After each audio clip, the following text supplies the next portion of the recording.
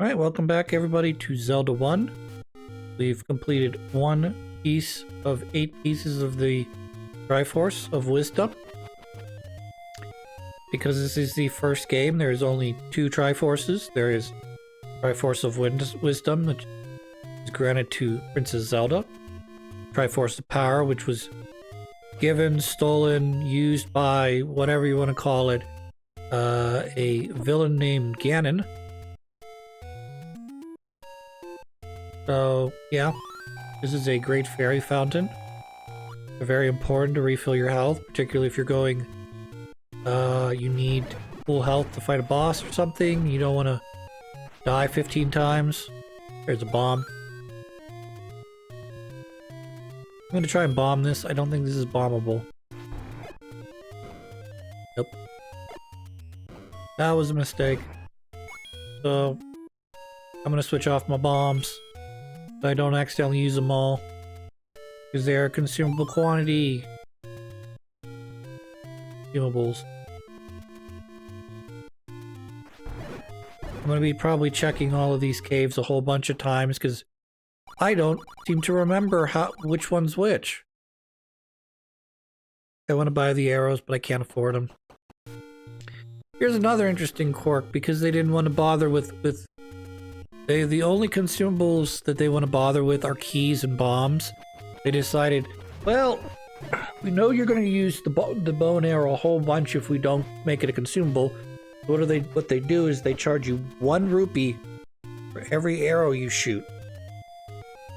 Makes it really, really not worth using. This game was flooded, absolutely gushing with rupees. Then yes, it'd be far more useful to use arrows, but yeah, don't do it unless you really have to.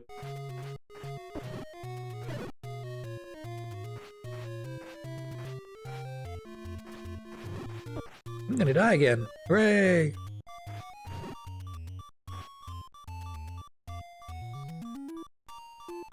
All because I'm trying to kill these guys, thinking that they're gonna drop rupees or something for me. When in reality, they're not gonna do any of that.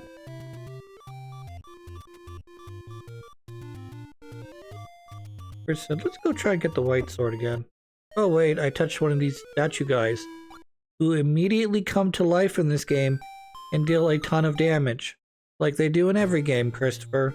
Why are you complaining? I don't know. Why am I complaining?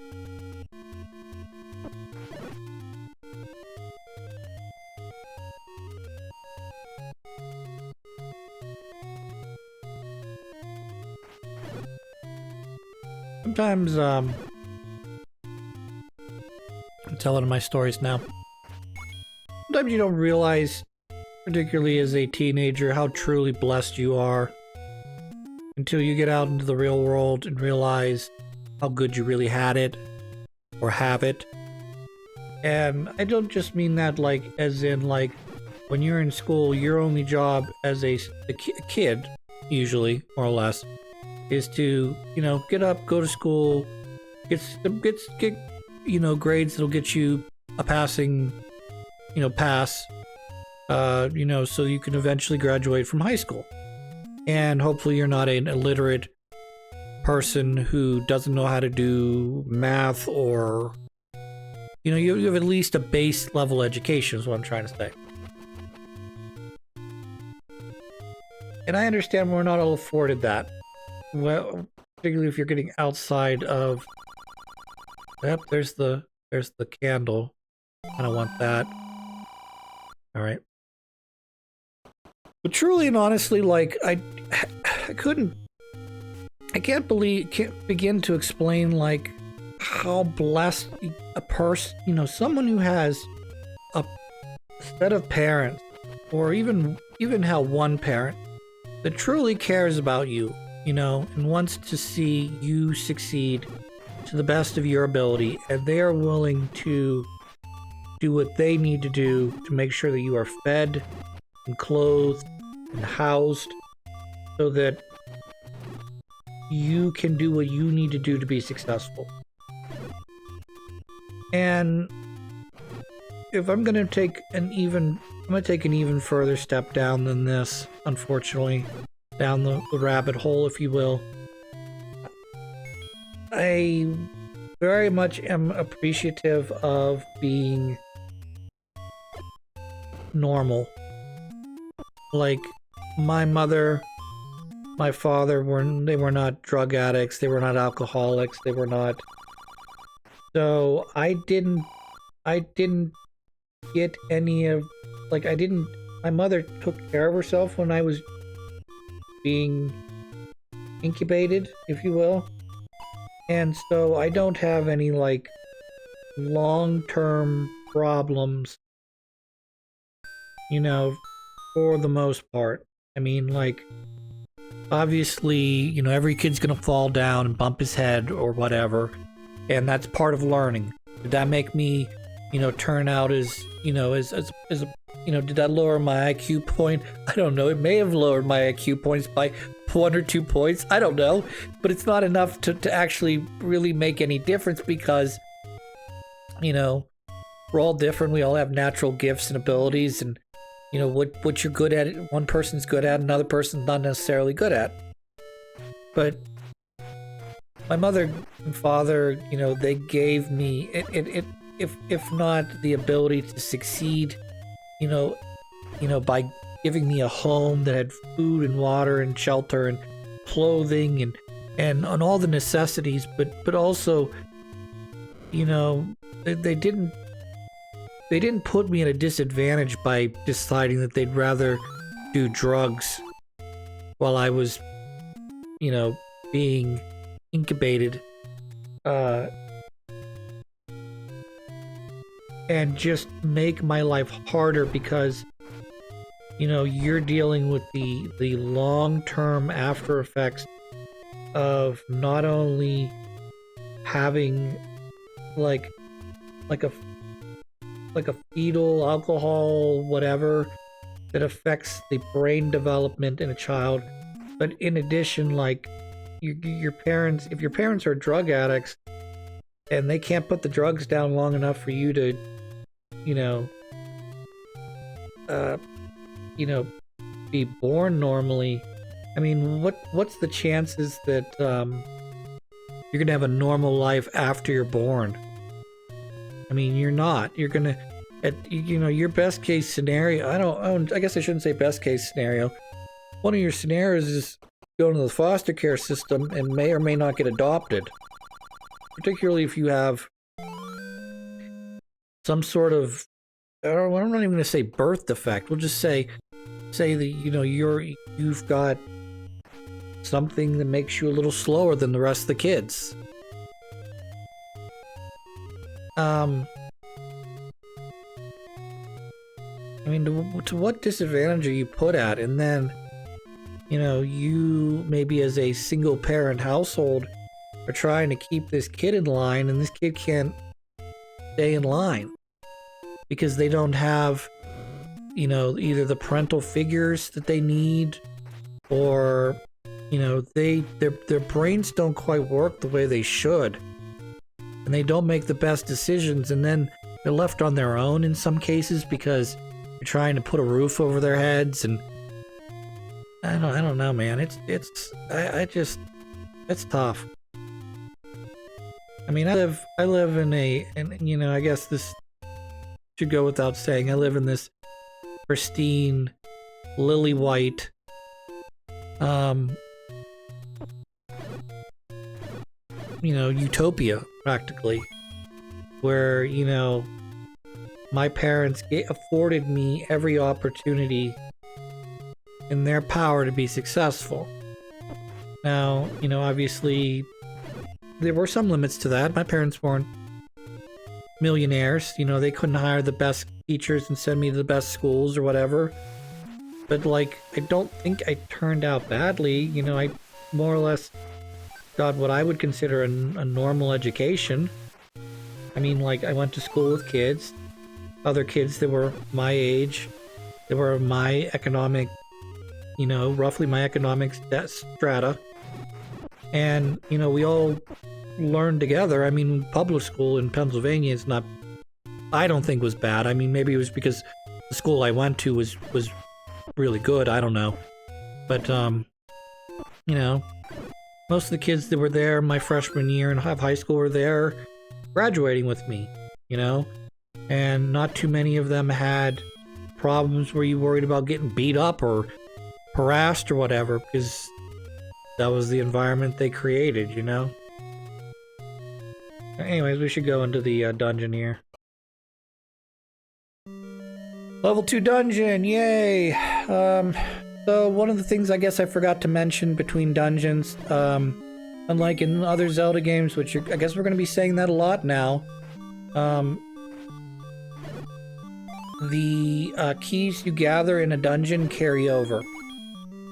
So if I happen to use, say there's 10 doors in this dungeon that use keys, and I open 8 of them, I get to keep the 2 extra keys that I did not use in this level and carry it over to the next dungeon. I don't know if some dungeons give more keys than others, and so you need to make sure that you're collecting all the keys as you go along, because, you know, while you're getting an extra 1 or 2 keys in dungeon 2 or dungeon 3, you're going to need those once you get to dungeon 6, because there's 2 less keys than you need to get through the dungeon. I don't know.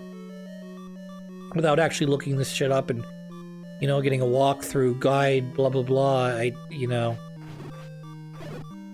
I have a map, but the map doesn't really tell me, you know, like, hey, you go here, you're gonna get a big boner.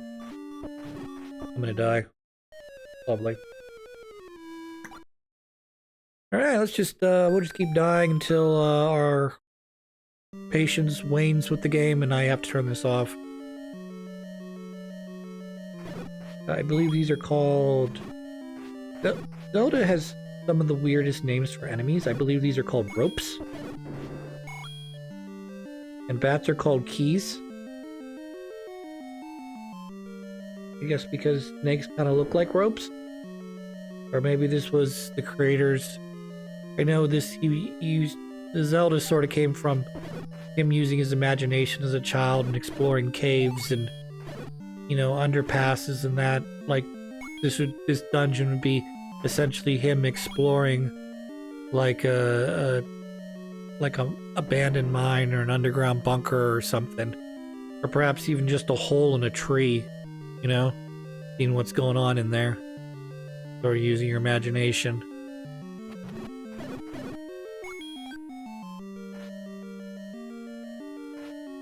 Get out of here.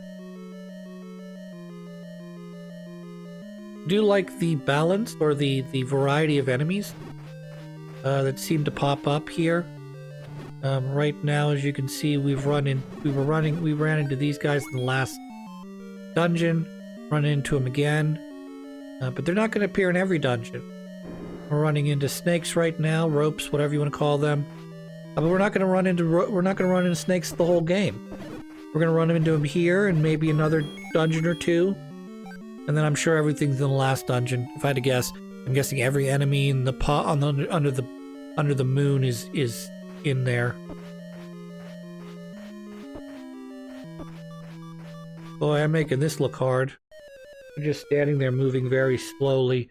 And I'm like, oh, I'm going to swing at the empty space, and eventually they'll walk in there, right? And the game's like, nah, man, we're not that stupid. We weren't programmed to be that easy, I guess.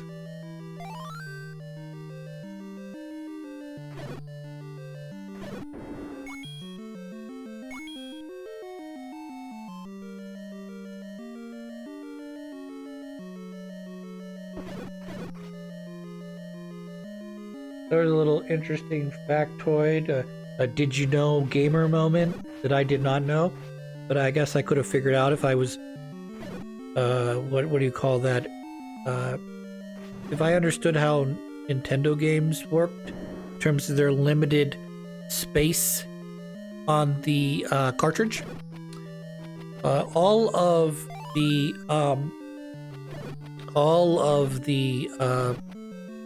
dungeons, 1 through the final dungeon, which is called level 9, they all fit together in a grid. So essentially they allocated a portion of the board where all the dungeons are. So while I don't think they are at all connected, i.e. you couldn't accidentally bomb your wall and go from level 2 to level 9. So that would be an interesting exploit, I'm not gonna lie.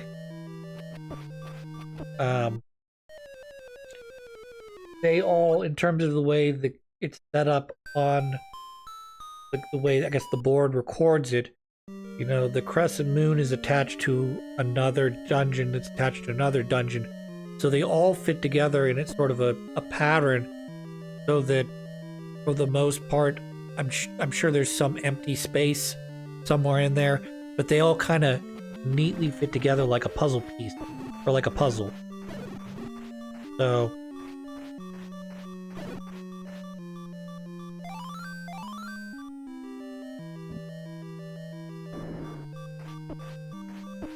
yep. Tear it down already.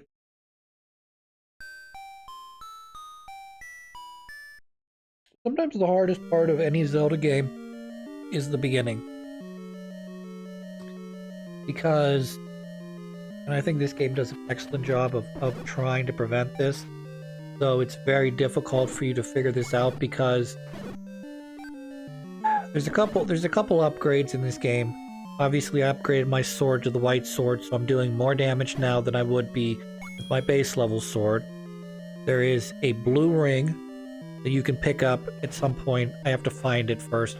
But there's a blue ring you can buy that reduces your damage by 50%. It make it very, very nice. But I know it's expensive, 1, and 2, I don't know where it's at right now. Okay? So I have to go find it. So obviously, you know, if you got a ton of money somehow, you figure this out perfectly, you could probably walk into level 1 or very worse, level 3, I would think, have enough rupees for the, you know, upgraded sword, upgraded shield, upgraded tunic, and with a couple hearts, I mean, obviously you need whatever it is, 5-6 hearts to get the white sword.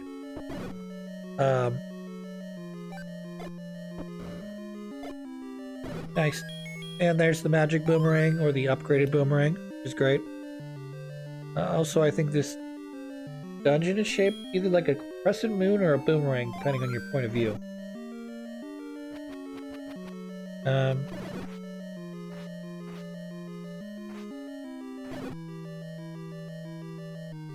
I think this is an area you can pretty safely bomb. Obviously, outside of this crescent moon thing, I don't think there'll be anything on the other side of this door.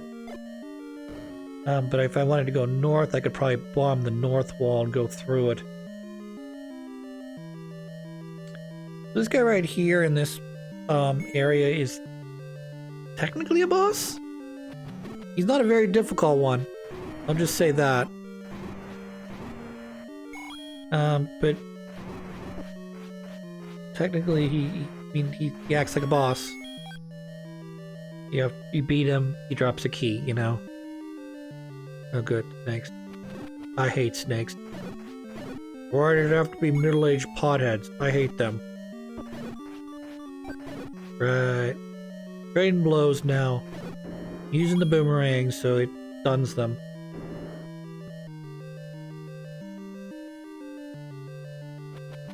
Another thing I love about the boomerang is it kills these small enemies like bats and bloobs. I don't usually see too many people that played this game a lot use the following items. The dongos dislike smoke, which means bombs. They don't like bombs in their mouth.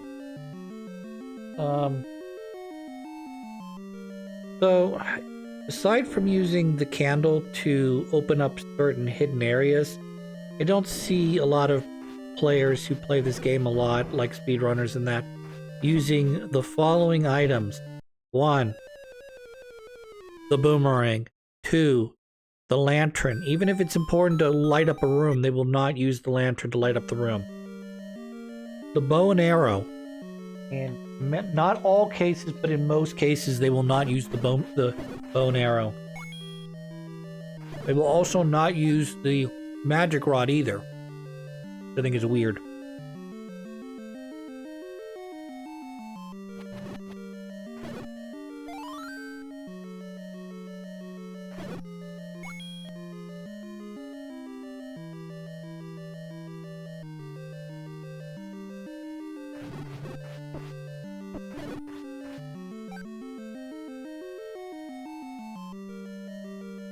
I'm not sure why the game does that.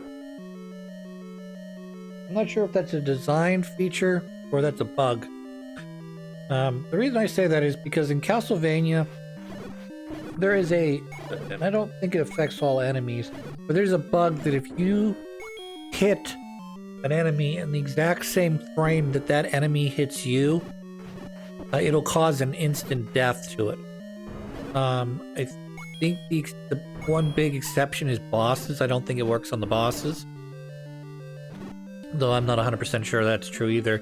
Might just be too damn impossible to be able to get your whip on the boss at the exact same time the boss is dealing damage to you. So. Dodongo. Nobody likes you. Get over here, I'll put him in your mouth. Like that. Ta-da, we did it. 2 bombs, you dead.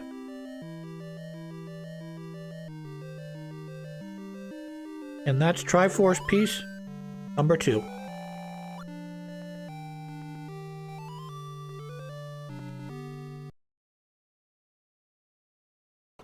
Alright, I'm gonna cut the episode here. When we come back, we're gonna power up some links, I think, and I'm definitely going to